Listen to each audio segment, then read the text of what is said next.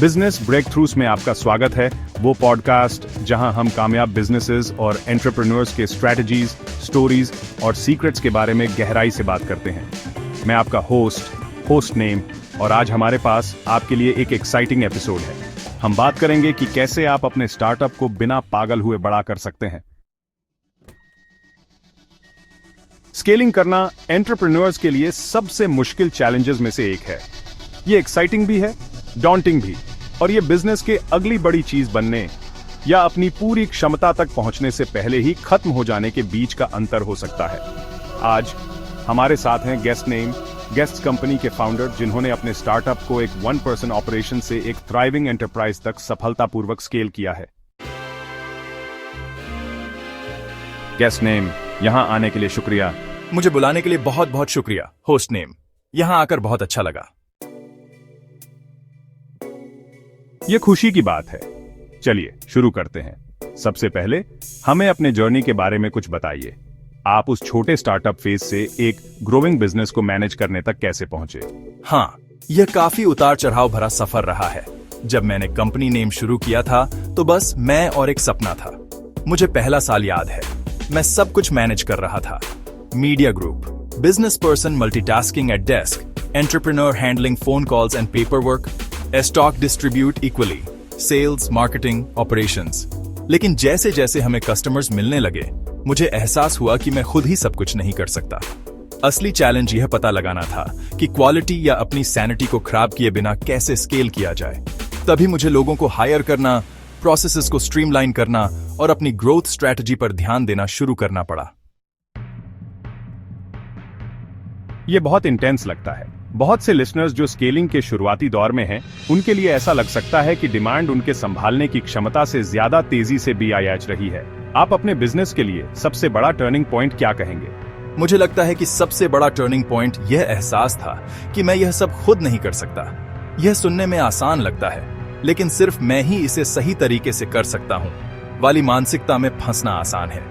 मुझे tasks delegate करने, अपनी टीम पर भरोसा करने और ऐसे सिस्टम्स बनाने पड़े जो 24 घंटे मेरे बिना भी चल सकें। उस बदलाव ने हमें एफिशिएंटली ग्रो करने में वाकई मदद की। यह बहुत बड़ी बात है, और जब आप स्केल कर रहे होते हैं तो मुझे लगता है कि यह सिर्फ ज्यादा एम्प्लॉइज ऐड करने के बारे में नहीं है, बल्कि सही सिस्टम्स और प्रोसेसेस के बारे में है ना? बिल्कुल, यह स्केलेबल सिस्टम्स बनाने के बारे में है जो बिना बिगड़े वॉल्यूम हैंडल कर सकें। उदाहरण के लिए, जब हमने अपनी पहली कुछ टीम मेंबर्स को हायर किया तो यह सिर्फ उन्हें टास्क्स देने के बारे में नहीं था।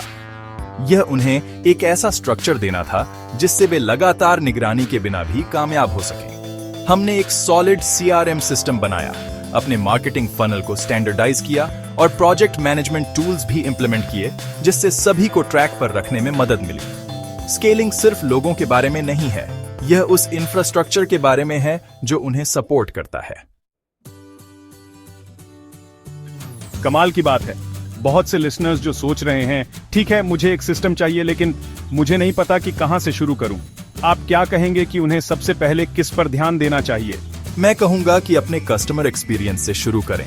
अगर आपके कस्टमर्स खुश हैं तो बाकी सब ठीक हो जाता है। शुरुआत में मैंने इसी पर अपना ज्यादातर ध्यान दिया, चाहे वह कस्टमर सपोर्ट हो, ऑनबोर्डिंग हो या फॉलोअप्स हो। यह सुनिश्चित करना जरूरी है कि हर टच पॉइंट स्मूथ और एफिशिएंट हो। उसके बाद अपने इंटरनल प्रोसेसेस पर ध्यान दें, चीजें एक डिपार्टमेंट से दूसरे डिपार्टमेंट तक कैसे जाती हैं और उन्हें स्ट्रीमलाइन करें।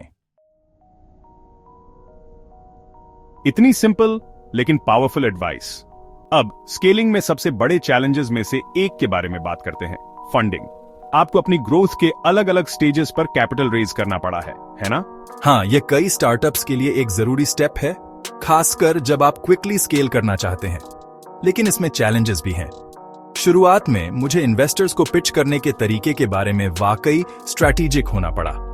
मैं सिर्फ एक आइडिया नहीं बेच रहा था, मैं एक विजन, एक स्केलेबल बिजनेस मॉडल और इस बात का सबूत बेच रहा था कि मार्केट वो चाहता है जो हम ऑफर कर रहे हैं। फंड रेजिंग काफी हद तक टाइमिंग और आपके कॉन्फिडेंस के बारे में है। तो आप उस व्यक्ति से क्या कहेंगे जो अभी फंड रेजिंग के बारे में सोच रहा है? वे अगले स्टेप के लिए कैसे प्रिपेयर कर सकते हैं? मैं कहूंगा कि सबसे पहले यह सुनिश्चित करें कि आपका बिजनेस स्मूथली चल रहा है। इन्वेस्टर्स यह देखना चाहते हैं कि आपके पास एक सॉलिड फाउंडेशन है। सिर्फ एक आइडिया लेकर न जाए। यह दिखाएं कि आपने उसे वैलिडेट किया है, कि आपको कस्टमर ट्रैक्शन मिल रहा है और आपकी टीम स्ट्रांग है। साथ ही अपने फाइनेंशियल्स को व्यवस्थित रखें। इन्वेस्टर्स नंबर्स को गहराई से देखेंगे और आप जितने ज्यादा प्रिपेयर्ड होंगे, उतनी ही ज्यादा संभावना है कि वे आपको सीरियसली लेंगे। बिल्कुल। अब खत्म करने से पहले एक आखिरी चीज के बारे में बात करते हैं, वर्क लाइफ बैलेंस। जैसे जैसे आप स्केल करते हैं, प्रेशर बहुत ज्यादा हो सकता है। आप यह सब कैसे मैनेज करते हैं? यह निश्चित रूप से एक कांस्टेंट स्ट्रगल है। शुरुआत में मैं हफ्ते के 7 दिन 16 घंटे काम करता था, लेकिन जैसे जैसे मैंने स्केल किया, मैंने बाउंड्रीज सेट करना और उन टास्क्स को डेलीगेट करना सीखा जिन पर मुझे तुरंत ध्यान देने की जरूरत नहीं थी। मैंने सेल्फ केयर को भी प्राथमिकता देना शुरू कर दिया, चाहे वह एक्सरसाइज, मेडिटेशन के जरिए हो या फिर कभी कभी एक दिन की छुट्टी लेना। मुझे एहसास हुआ कि बिजनेस की हेल्थ सीधे मेरी अपनी हेल्थ से जुड़ी है। अगर मैं बर्नआउट हो जाता हूं तो बिजनेस भी बर्नआउट हो जाएगा। कितनी जरूरी याद दिलाई। आप खाली गिलास से कुछ नहीं उड़ेल सकते। बिल्कुल। खैर, गेस्ट नेम, ये एक शानदार बातचीत रही। आपने स्टार्टअप को स्केल करने और इससे जुड़े चैलेंजेस के बारे में कुछ बेहतरीन इनसाइट्स शेयर किए हैं। अगर लोग आपके या आपकी कंपनी के बारे में ज्यादा जानना चाहते हैं तो वे आपको कहां ढूंढ सकते हैं? बहुत बढ़िया। और हमारे लिसनर्स के लिए बिजनेस ब्रेकथ्रूज को सब्सक्राइब करना ना भूलें, ताकि आप एक्शनेबल इनसाइट्स से भरा कोई भी एपिसोड मिस ना करें। जुड़ने के लिए शुक्रिया और अगली बार मिलते हैं।